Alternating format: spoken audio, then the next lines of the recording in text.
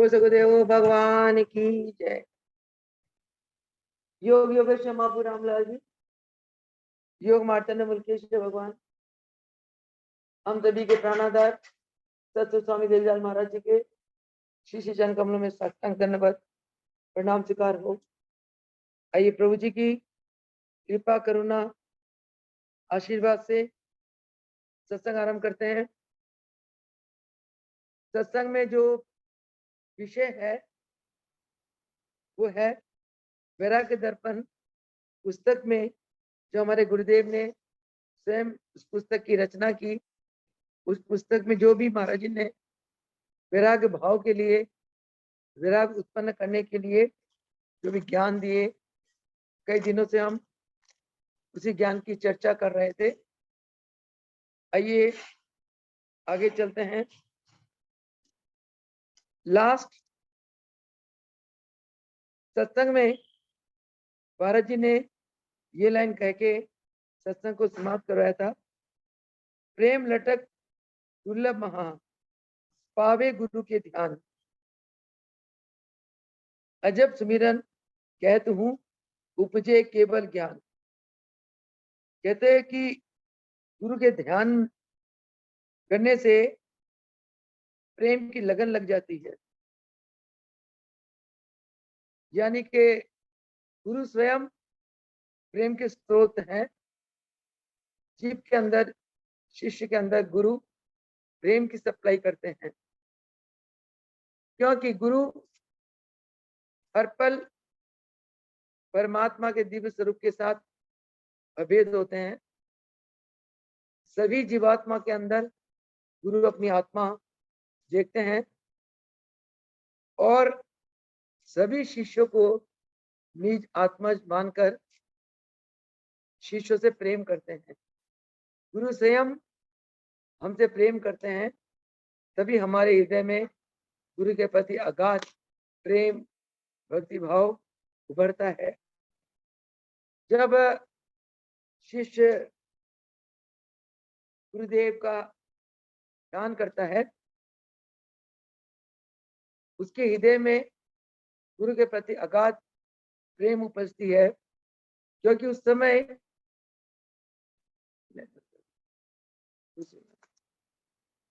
समय शिष्य की वृत्तियां गुरुदेव के स्वरूप के साथ एक हो जाता है।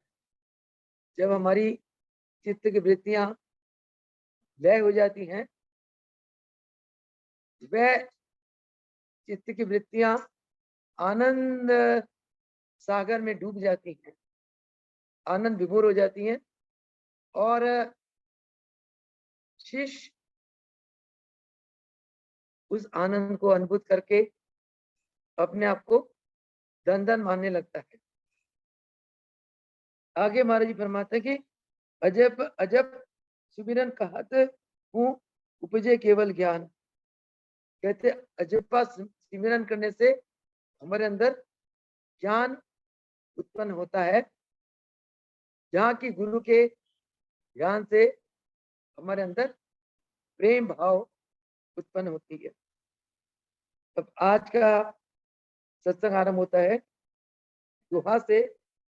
दुहा में महाराज जी क्या फरमाते हैं? ऐसा सुमिरन कीजिए दयाल रहे लवलाए। कहते परमात्मा का, गुरुदेव का प्राणों में ऐसा सुमिरन करो, हर पल आप की लगन गुरु के चरणों से लगी रहे। काम करते, चलते फिरते, खाते उठते बैठते, हर समय केवल आपके लगन गुरु के चरणों से लगी रहे। उससे शिष्य को बहुत शांति मिलती है, उसके हृदय में दिव्यता आती है और सात्विक गुणों का वास होता है। गुरु के ध्यान से तामसिक राजसिक विचार सब चले जाते हैं। संसार है, कोई आपके साथ कभी तामसिक बात करता है, कोई राजसिक बात करता है, कोई सात्विक बात करता है। अगर आपके जीवन में किसी के हृदय में, किसी के मन में आपके प्रति गलत विचार आ जाता है, तो वो आपके साथ रास्तिक तामसिक बातें करता है। अगर आपके प्राणों में गुरुदेव का सिमरन चल रहा है तो उन बातों का प्रभाव आपकी आत्मा में नहीं पड़ता, आपकी आत्मा बिल्कुल निर्लेप रहती है। भगवान कहते हैं कि ईश्वर ने प्रत्येक मानव को 2 कान दिए, बुरी बात सुनो निकाल दो, और दोनों कान से अच्छी बात सुनो, हृदय में उसे बसा लो। ये आपके अपने ही स्वभाव के कारण हो सकता है। इंसान अपनी किस्मत अपनी कर्मों से बनाता है, अपने विचारों से बनाता है। भगवान तो कुछ नहीं कहते, भगवान तो निर्लेप, निर्विकार और असीम शक्ति के मालिक है। भगवान सर्वव्यापी है, सर्व अंतर्यामी है। वो हमें कुछ नहीं कहते हैं, परंतु हम भगवान को जब याद करते हैं, प्रार्थना करते हैं, तब भगवान गुरु के रूप में आकर हम पर कृपा बरसाते हैं, हमारी रक्षा करते हैं,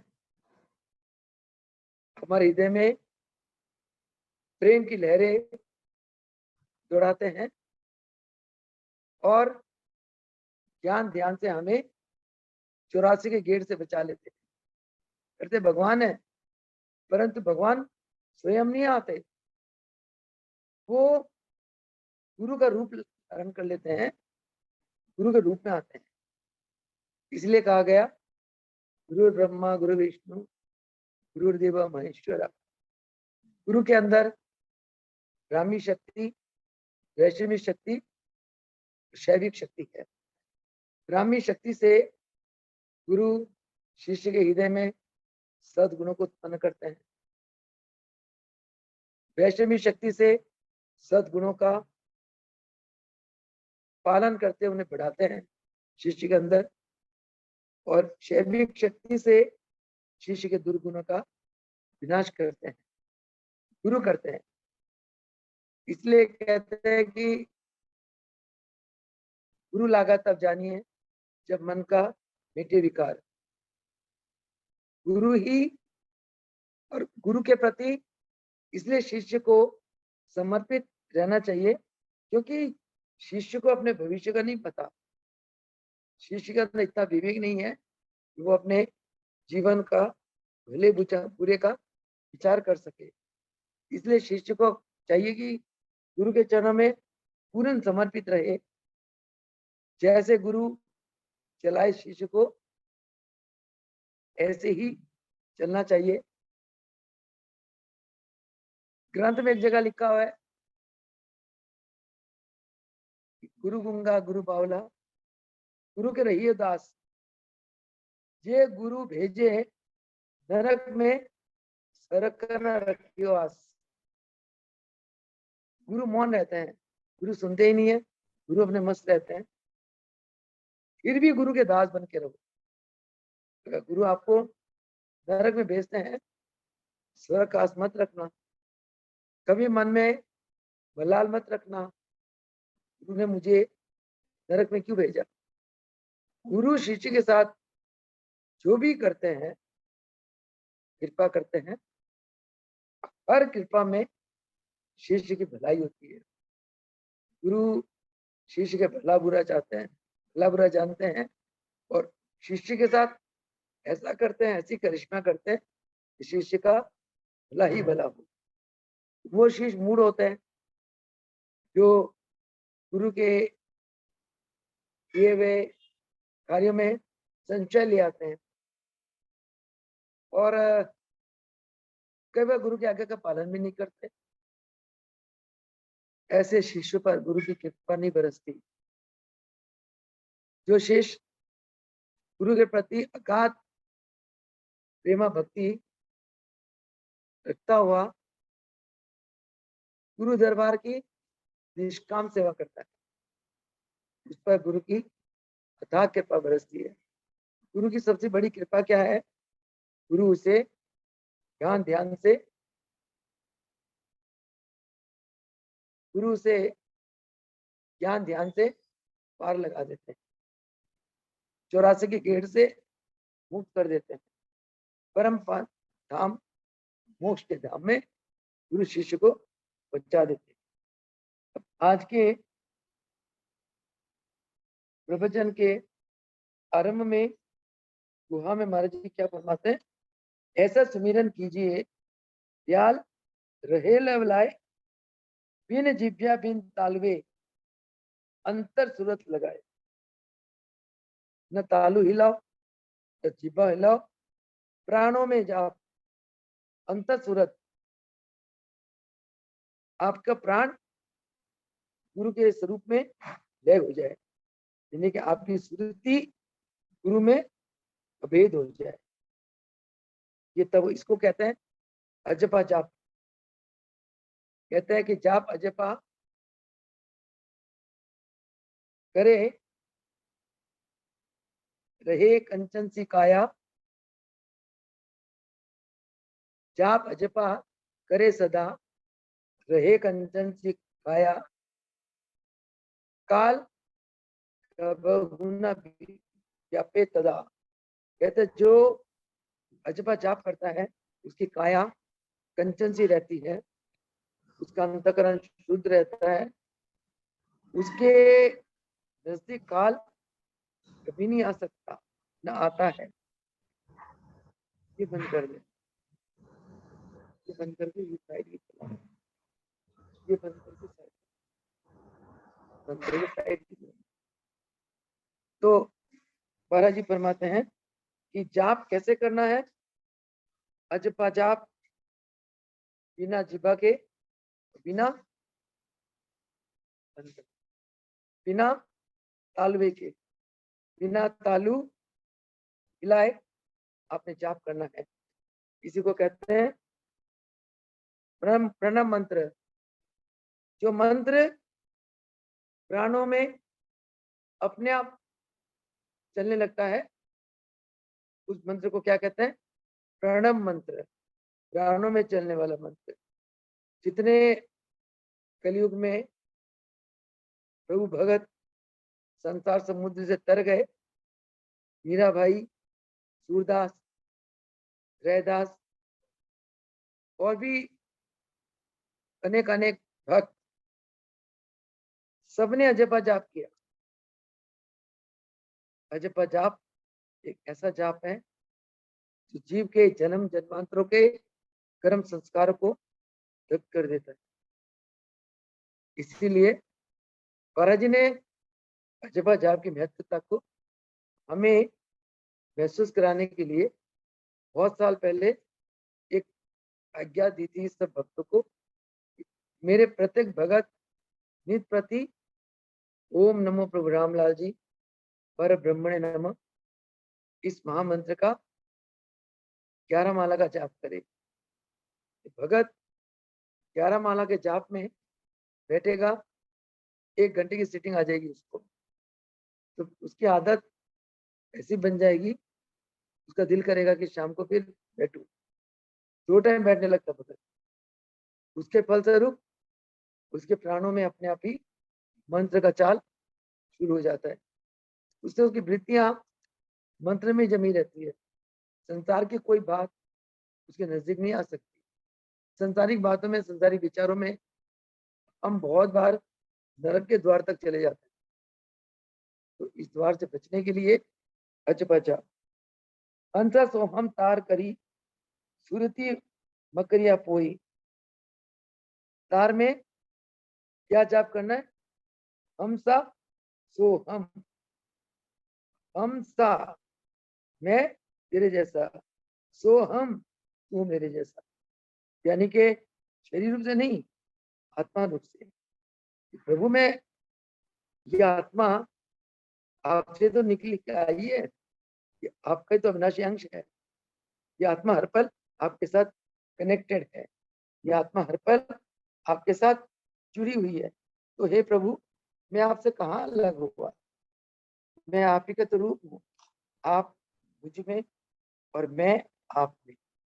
यही भगवान और भगत का एक अटूट अविच्छिन्न नाता है, जिसने इस नाता को अद्भुत कर लिया, वो संसार के क्लेशों से बच गया। एक ही साथी ईश्वर, एक ही इष्ट, एक ही भगवान, एक ही सतगुरु, इसके बिना दूसरा कोई नहीं।